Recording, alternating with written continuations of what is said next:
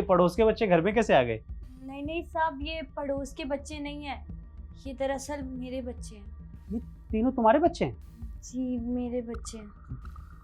Chocolate पसंद है आप लोगों को? ठीक है, अभी आपको चॉकलेट मिलेगी। पहले मैं आपकी मम्मी से बात कर लूँ। तो आप सारे सोफे पे बैठ जाओ। जाओ। साहब मुझे नहीं पता था आप आज इतनी जल्दी आ जाओगे। वो दरअसल बच्चे खेल के चले जाते हैं। मुझे एक बात समझ में नहीं आई, तुम बोल रही हो ये तुम्हारे बच्चे हैं, पर तुम तो शादीशुदा नहीं हो।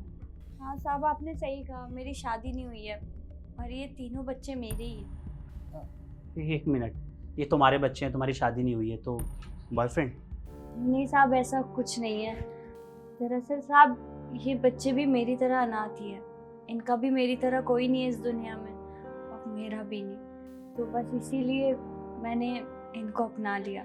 ये मुझे अपनी माँ बोलते हैं, मैं भी इनको मना नहीं करती, मैं इनको अपने बच्चों की तरह मानती हूँ। यार तुमने तो कमाल ही कर दिया। यहाँ कोई किसी को एक रोटी खिलाता है ना तो सोशल मीडिया पे पहले डाल देता है, और एक तुम हो, इन तीन नन्ही सी जान को पाल रही हो, पोस रही हो, और कभी किसी को पता ही नहीं लगने दिया। मेरे यहाँ कितने सालों से काम कर रही हो, मुझे ही नहीं पता चला आज तक, सच में। पर इनकी स्कूलिंग वगैरह, पढ़ाई? अभी तो साहब जितना मुझसे हो पा रहा है उतना मैं कर रही हूँ। खाना पीना 2 टाइम का अच्छे से हो जाता है साहब। अभी इनके पढ़ाई के लिए पैसे जोड़ रही हूँ, धीरे धीरे जैसे जुड़ जाएंगे तो इनका अच्छे स्कूल में एडमिशन कराऊंगी।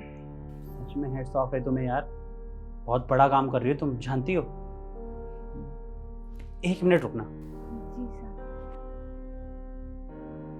साहब। देखो मैं ज़्यादा तो कुछ कर नहीं सकता तुम्हारे लिए, पर हाँ ये ना 30,000 रुपये, इसे तुम रख लो। अरे नहीं नहीं साहब, हम ठीक है, हमें ज़रूरत नहीं है। हम चाहते हैं इन बच्चों के लिए जो भी करे अपनी मेहनत से करे साहब। मैं जानता हूँ तुम बहुत मेहनती हो, और मैं तुम्हें ये ऐसे ही नहीं दे रहा हूँ।